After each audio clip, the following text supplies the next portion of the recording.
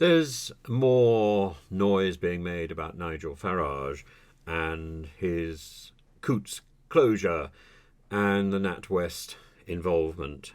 And because NatWest or Coutts was operating a bank account for Nigel Farage that was clearly loss-making, he was simply putting pennies in there to keep up his prestige because it feels great. There's a very good argument to say that Coutts was entirely right to close his account. It's a private matter, it's a private bank, and Coutts can take a decision about the value of the service that they are providing. That's one approach.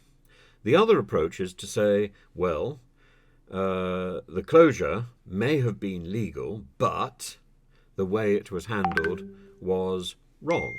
The communication with Farage by the bank was appalling, and the leaking by the bosses of the Coutts, of the Coutts and the NatWest organisation was abhorrent. The failure in terms of confidentiality was simply risible.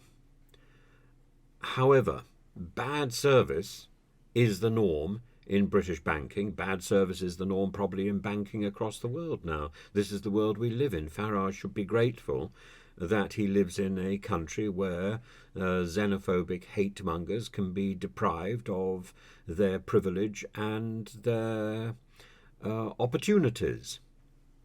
We shouldn't ignore the fact that Mr. Farage has prided himself on becoming a Trump-like figure, an incredibly efficient and charming and affable image on our television screens, but nevertheless a figure who has stirred up hate. No bank should be obliged, no business should be obliged to keep up a relationship with such a person, and certainly not a business which is 39% owned by the government. Why should that be an acceptable relationship? It shouldn't. And I think ultimately Farage is right to have been dumped. The problem for Farage, I suspect, is not about how he was dumped or where he was dumped or what dumping was done or what dumping involves. The problem with Farage, I think, is about keeping up appearances. Farage is the Hyacinth Bouquet of modern politics.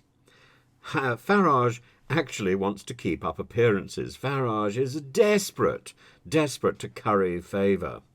So getting a bank account at Coutts, it's what Hyacinth, it's the major achievement that any Hyacinth Bouquet could ever achieve. It's better than her Royal Doulton tea set.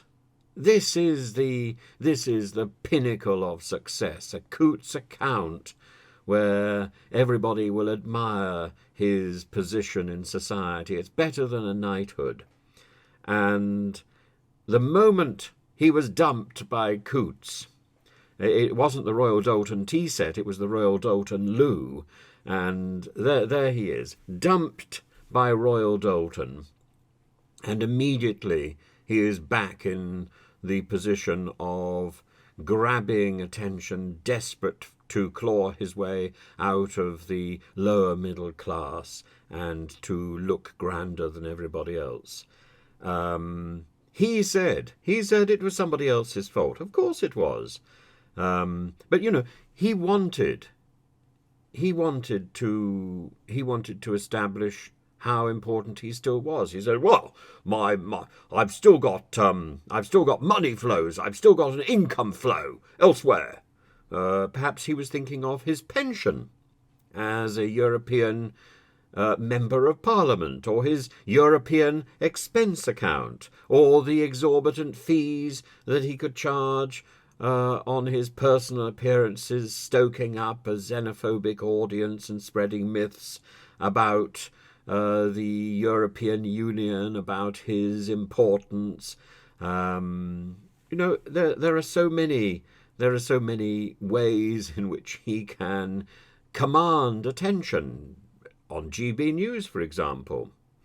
And I think really his modus operandi is vile, shock, upset, trying to tease other people.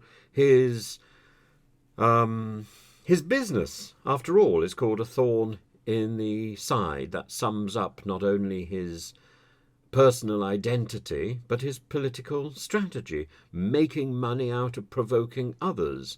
And when he gets provoked, when he gets pricked by the banking system, he doesn't like it. They don't like it up 'em, do they? No, they don't. But essentially, he's not Dad's army. He's keeping up appearances. He's not Clive Dunn. He's not one of these characters from Dad's army. He is Hyacinth Bouquet. And as long as we know that, we know why Coutts dumped him. They may have done it in the wrong way. They may have exposed their own inadequacy, the inadequacy of the British banking system. But at the same time, they dumped on Farage, and they dumped correctly.